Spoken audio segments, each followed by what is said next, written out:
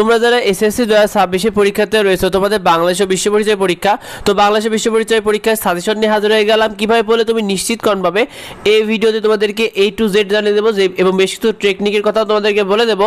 এই বিষয়টা তোমাদের জন্য খুবই জরুরি। দেখো তোমাদের বাংলাদেশ ও বিশ্ব পরিচয় নাম্বার ও পাস মার্ক দেখো তোমাদের হলো লিখিত অংশে 70 নাম্বার রয়েছে, যেখানে 23 পেয়ে পাস করতে হবে, সৃজনশীল অংশে 50 নাম্বার, আর রচনামূলক অংশে থাকবে 20 নাম্বার, আর এমসিকিউ 30টা থাকবে, যাকে তোমাদের মধ্যে 10টা তোমাকে কিন্তু পারতেই হবে শিক্ষার্থী।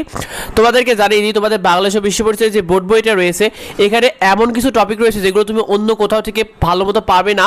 তো বোর্ড বই তোমাদের যে অংশগুলো সব থেকে ভালো করে পড়তে হবে যাতে তুমি এক রাতের ভিতর কীভাবে কাভার দিতে পারো, A to Z তোমাদেরকে দেখিয়ে দেবো শিক্ষার্থী। দেখো তোমাদের প্রথমে রয়েছে দ্বিতীয় অধ্যায়, এখানে তোমার রয়েছে বাংলাদেশের স্বাধীনতা। এখানে তুমি 3টা পার্ট খুব ভালো করে পড়বে, 3টা জিনিস। একটা হলো মুক্তিযুদ্ধের প্রস্তুতি, সশস্ত্র মুক্তিযুদ্ধ, স্বাধীন বাংলাদেশের অভ্যুদয়, এটা খুব ভালো করে পড়বে। মুজিবনগর সরকারের কার্যক্রম এবং মুজিবনগরের বিশ্বজন্মত ও বিভিন্ন দেশের ভূমিকা, এই 3টা পার্ট দ্বিতীয় অধ্যায় থেকে তুমি যদি দেখো তাহলে আর তোমার দ্বিতীয় অধ্যায় নিয়ে কোনো সমস্যাই থাকবে না।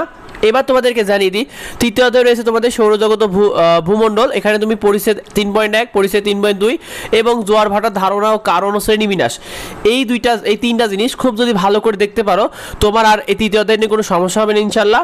এবার তোমাদের রয়েছে ষষ্ঠ অধ্যায় রাষ্ট্র, নাগরিকতা ও আইন। এখানে তুমি রাষ্ট্রের উপাদান, রাষ্ট্রের কার্যাবলী এবং আইনের উৎস, এই 3টা বিষয় যদি তুমি খুব ভালো করে দেখো তাহলে আর তোমার এই ষষ্ঠ অধ্যায় নিয়ে কোনো সমস্যা থাকবে না ইনশাল্লাহ।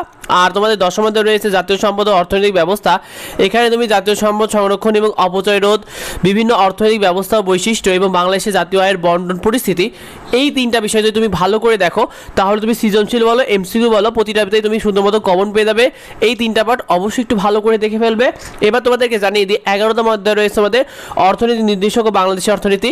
তো এখানে তোমাদের মোট জাতীয় উৎপাদনের পরিমাপ, তারপরে রয়েছে মোট দেশজ উৎপাদন, বাংলাদেশের অর্থনীতি বৈশিষ্ট্য এবং উন্নত ও উন্নয়নশীল দেশের সাথে বাংলাদেশের অর্থনৈতিক সম্পর্ক, এই 4টা বিষয় 11 অধ্যায় থেকে খুব গুরুত্বপূর্ণ।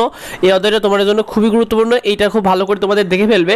তোমাদের 13 অধ্যায় রয়েছে বাংলাদেশের পরিবারের কাঠামো। এখানে তুমি পরিবারের প্রকারভেদ, পরিবারের কার্যাবলী, সামাজিকরণের প্রক্রিয়া, বিভিন্ন প্রতিষ্ঠানের ভূমিকা, গ্রাম ও শহরের সামাজিকরণের সাদৃশ্য বৈসাদৃশ্য, এই 4টা বিষয় যদি 13 অধ্যায় থেকে খুব ভালো করে দেখে ফেলো 13 অধ্যায় নিয়ে আর কোনো অসুবিধা থাকবে না। তো এই বিষয়টা তোমার বন্ধুদেরও যাতে শেয়ার করে দাও যাতে তোমার বন্ধুরাও এটা নিয়ে উপকৃত হয়।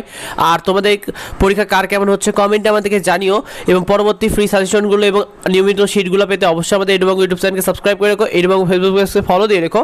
দেখা হয় পরবর্তী ভিডিওতে, পরবর্তী আপডেটে। ধন্যবাদ সবাইকে।